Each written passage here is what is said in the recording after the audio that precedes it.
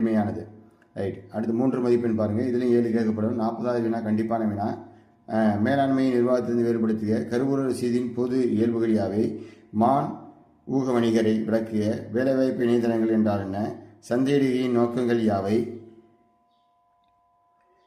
நிவாரணத்துக்கான உரிமைகள் பற்றி நீங்கள் அறிவதாவது. புதிய பொருளாதார குறிப்பு பற்றி சுருக்கி வரைய. தற்போதைய இருக்கின்ற சரக்கு என்றால் என்ன? Start up India.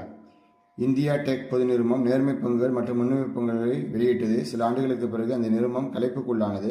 கலைப்பின் போது எவ்வகை பங்குகள் தாங்கள் பங்கு முதலில் திரும்ப பெறுவார்? விளக்கு. இதற்கு ஆன்சர் முன்னுரிமை பங்குதாரர் தான் முதல்ல பெறுவார்.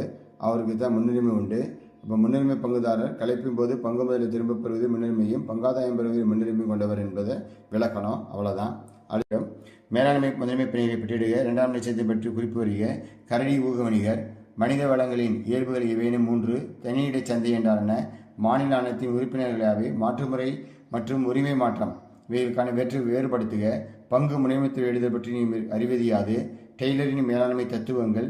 இந்தியாவில் தயாரிப்பு சட்டம் பற்றி குறிப்பு வருக. இந்த பாருங்கள், 2 மார்க்கில் பொதுவான கேள்வி கேட்டாங்க. 3 மதிப்பெண்ணில் புக்கில் உள்ள கேள்வியை கேட்கப்பட்டிருக்கு. இவ்வாறு சில சமயம் கேட்கப்படும். ஆகையால் மாணவர்கள் எந்த விதமான அச்சமுமின்றி தேர்வு எழுதுவதற்கு ஒரு வாய்ப்பு நிறைய இருக்குது. அடுத்தது 3 காரணிகள் யாவைன்னு புக்கில் இருக்குது. அதை படிச்சிருந்தோம்னா இதை எழுதிடலாம். அடுத்து நிதிச்சந்தையின் பொருள் யாது? இது 3 மதிப்பெண் வினா. 7 40வது வினா கண்டிப்பான வினா. நிதிச்சந்தையின் பொருள் யாது? மேலாண்மையின் வரைவிலக்கணம். சந்தையிடுகையின் நோக்கங்கள் யாவை? மாற்றுச்சீட்டின் சிறப்பியல்புகள் ஏதேனும் 3. நிழல் இயக்குநர் என்று யாரை அழைக்கின்றோம்? தொழில் முனைவோர் மற்றும் மேலாளர்களை வேறுபடுத்துக. செயற்கை பற்றாக்குறை என்றால் என்ன? உலகமயமாக்கலில் ஏதேனும் 3 தாக்கங்கள். சட்டமுறை கூட்டம். நேர்முக தேர்வுக்கும் அழைக்கப்பட்டிருக்கும் உங்களிடம் கேட்கப்படலாம் என எதிர்பார்க்கும் ஏதேனும் 3 கேள்விகள். இது ஆட்சேர்ப்பு முறைகள் தேர்வில் இருக்குது. புக்கிலேயே வணிகவியல் புக்கில் கொடுக்கப்பட்டிருக்கு.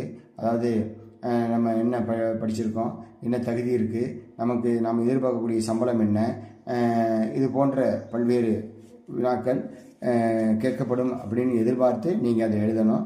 இது ஒரு பொதுவான புக்கிலிருந்து உள்ளே கேட்கப்பட்ட கேள்வி. இதை நம்ம பார்த்துக்கணும். மாணவர்கள் படிக்கும்போதே ஒவ்வொரு பாடத்திலும் உங்களுக்கு தெரியுமா அப்படிங்கிற ஒரு பகுதி இருக்கும். அதை படிச்சிருந்தீங்கன்னா இந்த மாதிரி கேள்விகளுக்கு விடையளிச்சிடலாம்.